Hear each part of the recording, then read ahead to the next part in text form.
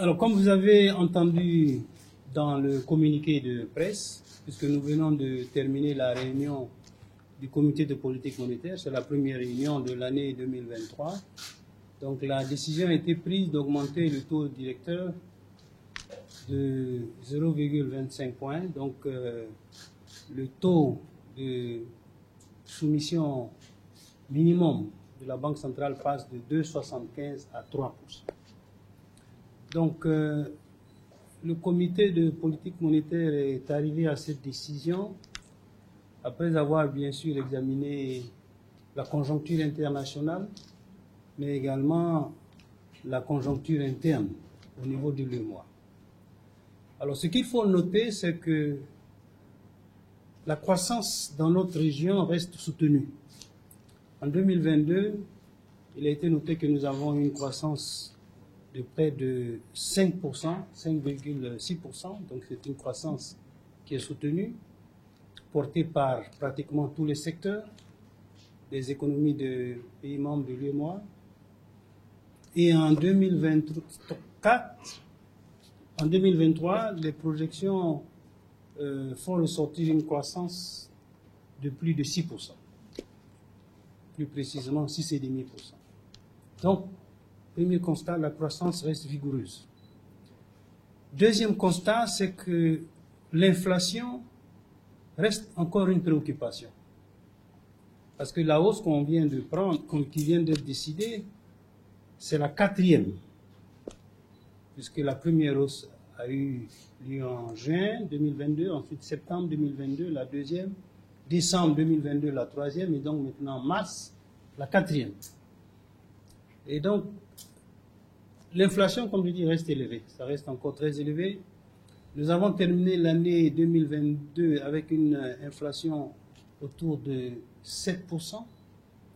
Et notre cible, notre objectif, c'est une inflation qui tourne autour de 1 à 3%. Donc on est encore très élevé par rapport à notre cible. Or, vous savez que la mission principale de la Banque centrale, c'est d'assurer la stabilité des prix, s'assurer que l'inflation reste à des niveaux qui soient acceptables. J'ai donné l'objectif autour de 1 à 3%. Et comme nous l'avons plusieurs fois expliqué, une inflation élevée affecte le pouvoir d'achat des citoyens et affecte le pouvoir d'achat des personnes qui ont des revenus modestes. Ça affecte le pouvoir d'achat des agents qui ont des revenus fixes. Et donc, la Banque centrale doit tout faire pour faire baisser le taux d'inflation. Et donc ça, c'est le deuxième constat. L'inflation reste élevée. Et dans plusieurs pays de l'Union, l'inflation est même au-dessus de 7%. Donc, même si on sent une légère baisse suite aux actions qui ont été menées, suite à la bonne campagne agricole, aux décisions de lutte contre la vie chère prises par les États membres et aux décisions précédentes de la politique monétaire, donc des hausses précédentes, l'inflation reste encore à des niveaux élevés. Ça, c'est une source de préoccupation majeure. Le troisième constat qui a été fait par les membres du comité de politique monétaire, c'est que en 2022, on a observé que nos échanges avec l'extérieur se sont fortement dégradés. Les paiements extérieurs, le solde est ressorti déficitaire, plus de 300 milliards de francs CFA. Pour plusieurs raisons. D'abord, les prix des produits pétroliers, donc qui a accru le coût des importations de produits énergétiques, la hausse des prix des produits alimentaires. Donc, tous ces facteurs ont entraîné une dégradation de nos soldes avec l'extérieur. Et cette dégradation de nos paiements extérieurs, évidemment, a mis une pression sur nos réserves de change. Comme vous le savez, nous sommes dans une zone monétaire à taux de change fixe. Et donc, les réserves sont une variable importante. Et donc, aujourd'hui, nos réserves couvrent à peu près 4,4 mois d'importation de biens et services. C'est confortable. Il n'y a pas de difficulté particulière, mais on sent la baisse du fait de cette pression sur les paiements extérieurs. Donc ça a été un constat des membres du comité de politique monétaire. Ensuite, La liquidité bancaire, la liquidité dans l'Union, qui a été également analysée, elle reste confortable. Il y a suffisamment de liquidité pour assurer, au niveau des banques, la liquidité bancaire pour assurer le financement des économies. Et quand on regarde en 2022, les crédits à l'économie ont monté de près de 14%, et la liquidité bancaire et la capacité des banques à financer les économies sont toujours là, et donc on projette même en 2023 une hausse encore des crédits à l'économie, des financements à l'économie. Donc c'est pour, en tenant compte de tous ces facteurs, ces développements, la nécessité de poursuivre la lutte de manière déterminée contre la hausse des prix, contre l'inflation, dans un contexte où la croissance est soutenue, où on a noté une dégradation de nos paiements extérieurs. Le comité de politique monétaire a estimé qu'il était nécessaire d'imprimer, de continuer d'imprimer donc cette hausse donc des taux d'intérêt, taux directeurs, de manière progressive, de manière modérée, pour donner un signal sur la nécessité justement de lutter contre une demande excessive qui peut avoir un impact sur l'inflation dans un contexte évidemment où les variables ont évolué dans les normes que j'ai indiquées.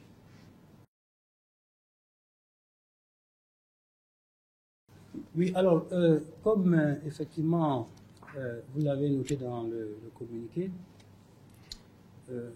en 2020, lorsque la pandémie de la Covid s'est déclarée, pour lutter effectivement contre cette crise, pour soutenir les banques, mais surtout les secteurs productifs, pour soutenir les secteurs sociaux, pour lesquels les États avaient mis en place des programmes, comme ça s'est fait un peu partout dans le monde. La BCEAO, à l'instar des autres banques centrales, a pris des mesures exceptionnelles. Ces mesures exceptionnelles, premièrement, c'était de dire, écoutez, le taux de soumission baissé à 2%, donc c'est le taux, le coût auquel les banques pouvaient emprunter des ressources auprès de la Banque centrale. Et deuxièmement, les titres publics donc émis par les États membres. Donc la Banque centrale a pris l'initiative donc de créer avec les États les titres, les obligations de relance, les bons Covid et ainsi de suite. Donc ils pouvaient revenir au niveau des guichets de la Banque centrale pour être refinancés et donc soutenir avec la liquidité exceptionnelle les banques. Et puis également une disposition exceptionnelle qui a été prise, dire que tout ce que les banques souhaitaient avoir comme liquidité, la Banque centrale était prête à le leur fournir donc, au taux minimum, comme je l'ai indiqué, qui était de 2%. Et donc ces mesures ont vraiment permis de soutenir les économies de l'Union pendant donc, la phase difficile de la Covid en 2020, une bonne partie de l'année 2021. Et en 2020, je rappelle, l'inflation était autour de 3,2%. Donc vraiment, on était pratiquement dans la cible et il n'y avait pas de tension inflationniste. À partir de la fin de l'année 2021 et puis 2022, on a observé avec les difficultés au niveau international, notamment le resserrement de la hausse des prix, les tensions qui étaient liées à la guerre, au conflit dans certaines parties du monde, on a vu l'inflation commencer à monter dans tous les pays. Et l'inflation a atteint des niveaux relativement très élevés, où dans la plupart des banques centrales, on a commencé à revenir à la norme, normalisation, à la norme. Parce qu'il y avait suffisamment de liquidité dans le système.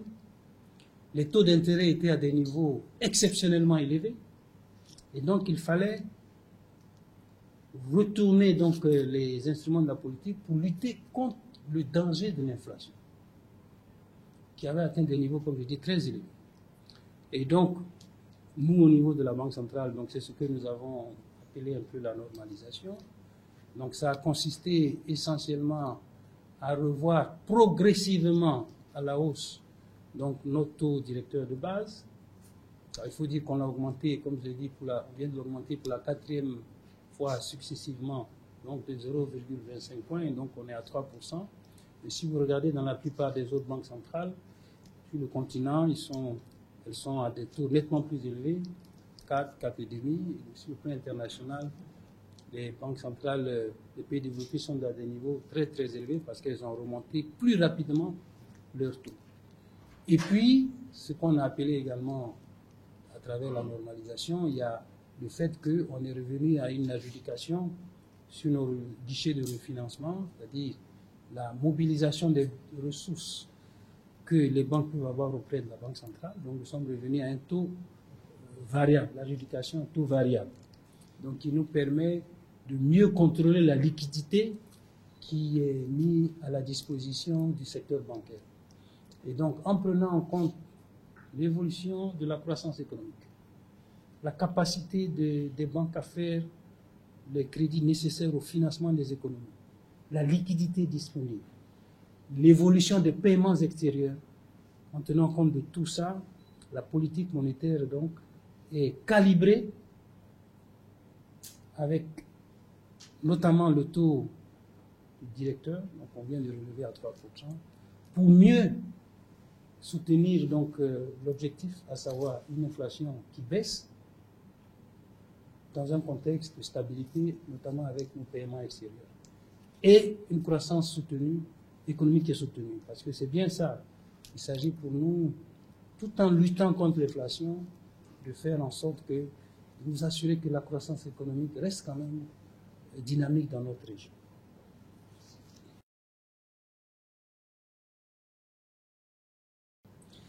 Bon, alors, effectivement, donc, comme je l'ai dit, l'inflation, bon, traditionnellement dans notre union monétaire, l'inflation, jusqu'à même 2019, on était autour de 3, 3,5 comme je l'ai indiqué. Puis avec la Covid, ça a augmenté fortement et cette tendance à la hausse s'est poursuivie en 2022 où on a atteint même un taux d'inflation au-dessus de 8%, très élevé. Certains pays ont même connu dans notre zone des taux d'inflation supérieurs à 10%. Et donc, comme je l'ai dit, les taux d'inflation aussi élevés ont un impact négatif sur, bien sûr, la population, mais également ça crée beaucoup d'autres problèmes au niveau de la gestion macroéconomique. Et donc, les actions qui ont été prises par les États membres, il faut le noter, mais également par la Banque centrale, l'amélioration des conditions donc, de production au niveau de l'Union font qu'on assiste à une légère baisse de l'inflation.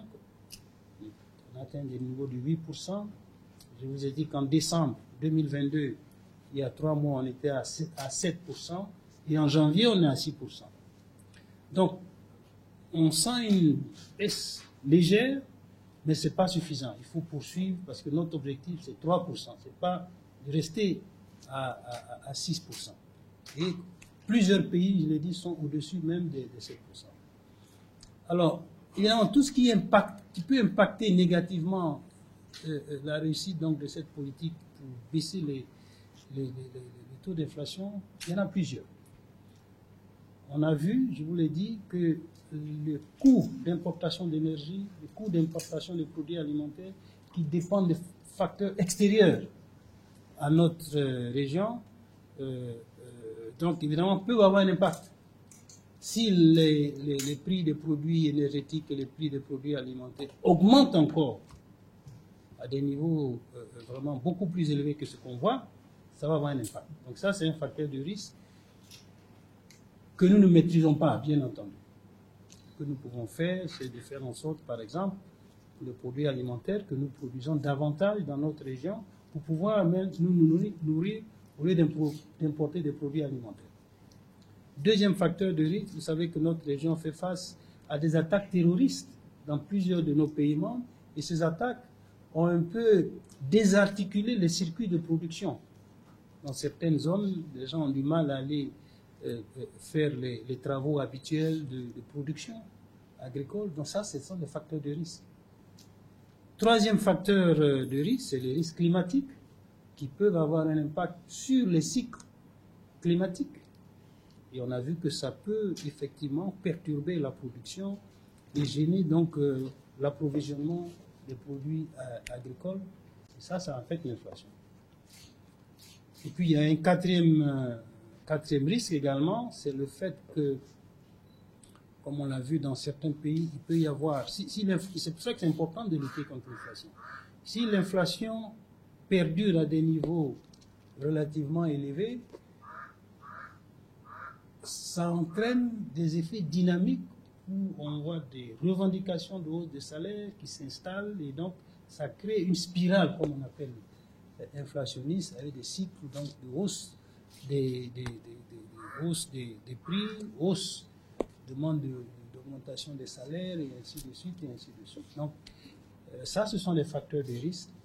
C'est pour ça qu'il est non seulement important, mais il est impératif et urgent de casser cette dynamique pour qu'on revienne à une dynamique beaucoup plus normale et stable qu'on a toujours connue dans notre Union avant des crises et les différents chocs que nous avons connus en 2020 et 2021.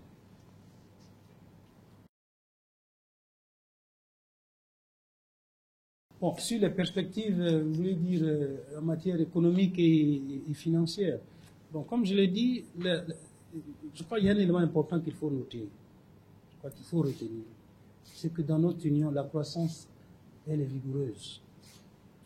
Au niveau mondial, d'après le Fonds monétaire international, la croissance devrait baisser.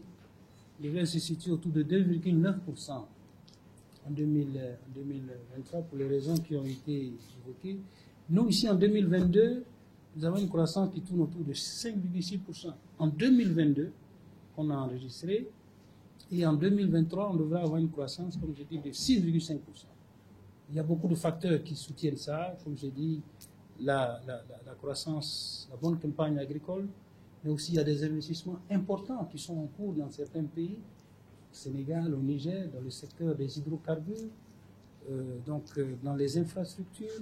Donc il y a beaucoup de facteurs qui soutiennent cette croissance qui sera beaucoup plus dynamique en 2023. Et encore, d'après nos projections, on devrait même encore avoir des taux plus élevés en 2024. Donc les perspectives sont favorables. Et ça, ces bonnes perspectives facilitent l'action du comité de politique monétaire dans la lutte contre l'inflation. Parce que justement les perspectives sont bonnes, on peut mieux se concentrer sur la lutte contre l'inflation. Donc ça, je crois que c'est un élément important. Et si on arrive, en plus de ces bonnes perspectives économiques, à stabiliser l'inflation, en ce moment, on aura un environnement macroéconomique beaucoup plus stable, favorable pour le financement et le développement de nos économies. La question des paiements extérieurs, j'ai évoqué. Donc, compte tenu des chocs qu'on a connus, on a sur les produits énergétiques, les produits alimentaires, les paiements extérieurs, nous avons eu un déficit en 2022 important. J'ai donné le chiffre. Et donc, il faut justement à travers ces politiques, et c'est là l'intérêt de la hausse des taux d'intérêt, d'un taux directeur de la Banque centrale, il nous faut inverser cette tendance pour qu'on puisse conforter davantage nos réserves, parce que ces réserves participent justement également au soutien de la croissance, du financement de la croissance économique.